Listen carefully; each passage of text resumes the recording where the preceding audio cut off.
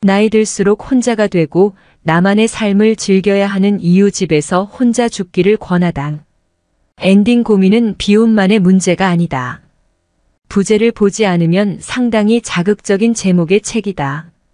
일본의 사회학자이자 여성학자인 저자는 결혼하지 않고 혼자 살아가는 싱글이다. 저자 소개를 보니 혼자서 행복하게 사는 이야기들을 쓴 이른바 싱글의 노후 시리즈 전작들이 있는 모양이다. 아직 그 책들은 읽지 않았지만 이 책 한 권만 읽어도 비혼으로 살아오면서 받은 사회적 편견을 당당히 뿌리치고 이제 혼자 늙어가며 혼자 맞는 죽음도 두려워하지 않겠다는 강한 의지를 지닌 사람임을 짐작할 수 있다. 우리나라도 이제 고령 사회에 접어들었다. 머자나 초고령 사회가 된단다. 2000년 고령화 사회가 된 이후 17년 만인 2017년부터 고령 사회로 접어들었다니 가히 놀랄만한 속도다. 세계가 한국을 걱정할 만하다. 저자가 살고 있는 일본이 시작은 우리보다 한 발 앞섰다. 궁금함에 인터넷을 검색하니 일본은 우리보다 훨씬 앞선 1970년의 고령화 사회, 1994년의 고령 사회로 접어들었다고 한다. 한경 경제용어 사전 2019 참조. 아무리 경쟁 사회라지만 다른 건 몰라도 사회가 늙어가는 속도에서 시작은 몇 발 늦었는데 금방 따라잡았다는 게 썩 좋지는 않다. 속도보다 더 큰 문제는 우리의 생각에 있다. 문화 지체는 과학 발전과 정신문화의 변화 속도에만 적용되는 것이 아니다. 빠르게 늙어가는데 그에 대한 우리의 준비는 느리다. 노화가 앞선 일본에서 늙어감이나 죽음과 관련한 담론들이 우리보다 앞서 있음은 어쩌면 당연한 일이다. 웰다잉, 호스피스 같은 죽음을 맞이하는 방법론에 있어서도 우리보다 논의가 한 발 앞섰다. 지금 우리의 노인복지제도가 다양한 모습으로 추진되고 있는 것을 생각해 볼 때 머자나 일본의 엔딩 산업이 우리에게도 익숙한 풍경이 될 것이라는 생각이 든다. 나는 결혼을 하고 아이를 낳아 키우고 있기에 비혼의 삶은 그저 짐작만 할 뿐이다. 실제로 친구들 중 몇몇이 비혼으로 지내고 있어 근황을 전해 듣기는 한다. 애 키우느라 저녁 외출은 상상도 할 수 없는 처지니 그네들의 일상은 감히 넘볼 수 없는 라이프 스타일이다. 그러나 세상은 공평한 구석이 있다. 나는 비혼 친구의 자유로운 삶을 동경하지만 그들은 자신이 겪어보지 못한 애 키우는 평범한 아줌마의 삶이 안정되어 보이기도 하나 보다. 혼자 사는 자유로움과 만족감이 늙어서 외로우면 어쩌나라는 생각으로 치닫게 되면 싱글들도 불안을 느끼는 것 같다. 여기에 저자의 혼자 늙는 게 어때서? 라는 말은 오히려 유쾌하고 속 시원하다. 자식들을 떠나보낸 후 노부부만의 2인 가구보다 1인 가구의 행복지수가 높다는 저자의 근거 자료는 다소 편협한 데이터를 바탕으로 했다는 인상을 주지만 무엇보다도 본인의 경험을 바탕으로 싱글의 노화와 죽음을 객관적으로 분석하고 있다는 점이 공감의 여지를 남긴다.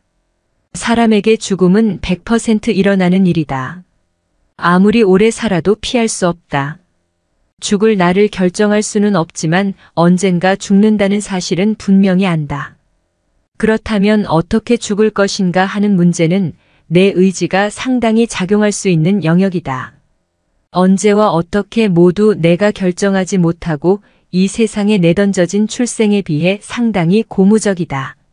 물론 사고사 같은 갑작스러운 죽음도 있으니 사람 사는 일은 항상 불확실성을 담보로 할 수밖에 없다. 불확실성 때문에 손 놓고 가만히 있을 수는 없으니 생각을 이어가 본다.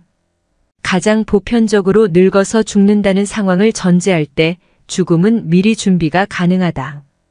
병원이나 요양시설 같은 데서 죽기보다는 자신에게 가장 편안하고 익숙한 곳, 집에서 편안히 죽음을 맞이하는 것이 이상적일 것이다.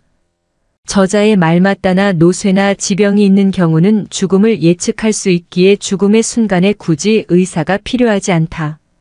죽어가는 사람을 의사가 살릴 수는 없기 때문이다.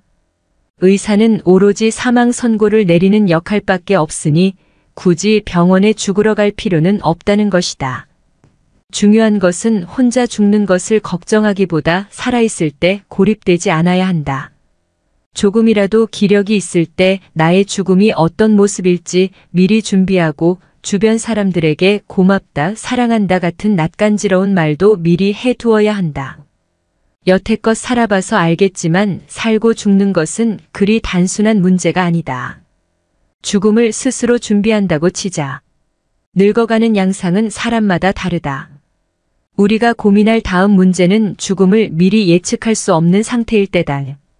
노인들에게 가장 큰 불안을 준다는 치매가 대표적인 경우이다. 인지 기능에 문제가 생길 경우 자신의 죽음을 미리 준비할 수도 없고 합리적인 판단을 내릴 수도 없다. 살 만큼 살았지만 아직 사회가 인정할 만큼 늙지는 않았기에 이런 상황을 상상하면 답을 떠올릴 수가 없다. 이 문제에 대해 저자는 성년 후견인 제도나 장애인 케어를 예로 들며 돌봄이 시스템화되어 치매에 걸리더라도 안심할 수 있는 사회를 지향해야 한다고 주장한다. 개인이 감당하기 어려운 부분에 대해 공적 역할이 필요하다는 점에서는 동의하지만 그 역시 완벽한 대안은 될 수 없다. 물질적, 심리적 측면에서 좋은 돌봄이 시스템으로 갖추어지더라도 생존에는 필연적으로 비용이 발생한다. 자본주의 사회에서 돌봄이나 서비스 영역은 역시 재력에 따라 차별적일 수밖에 없다. 죽는데 돈이 드냐고 궁금해할 사람이 있다면 내 대답은 그렇다이다. 부끄럽게도 나는 호스피스에서 생명이 다해가는 엄마를 두고 1인실 사용 비용에 대해 잠시 고민했었다. 개인적 경험이지만 감염 우려가 있는 경우를 제외하고는 호스피스에서 1인실을 쓰는 경우는 그리 흔하지 않은 것 같다. 가족이 상주하지 못하는 경우가 많고 돌봄은 지속적으로 필요하므로 대부분 다인실을 쓴다. 마지막 순간에 다른 환자들의 심리를 배려하고 가족들만 오롯이 함께하는 환경을 만들기 위해 가는 임종실이 1인실인 듯하다. 순전히 개인적 경험에서 나온 편견일 수도 있지만 이런 경험을 자주 할 수는 없는 노릇이니 편협한 시각이라도 누가 뭐라고 한들 어쩔 수 없다. 코로나 상황이라 보호자의 교대가 까다로웠고 다행히 아이들을 돌보아줄 환경이 가능했었기에 2주 동안 호스피스 1인실에서 엄마를 돌보았다. 국가의 지원이 있는 건지 약품비를 비롯한 대부분의 비용은 대학병원에 비해 아주 저렴하다. 그러나 병실료는 개인의 몫이다. 따지고 보면 나를 위한 1인실 사용이었지만 머지않아 죽음을 맞이할 것임을 알고 찾아간 곳에서도 돈의 힘으로 엄마와 내가 머무르는 환경의 질을 우선시할 수 있었다. 그러니 이후에 장례비 따위는 논외로 하더라도 죽음에도 돈은 든다고 감히 이야기할 수 있다. 생명과 돈의 가치를 비교하자면 답은 명백하다. 비교한다는 것 자체로도 생명을 경시하는 것 같은 죄스러움이 느껴진다. 그럼에도 불구하고 현실은 가혹하다. 돈 문제로 병원 생활이 힘든 사람들은 죽음 앞에서 어떤 선택을 할 수 있을 것인가? 임종기에 든 사람에게 드는 비용에 효용의 잣대를 갖다 대면 안락사 혹은 존엄사의 논란이 불거진다.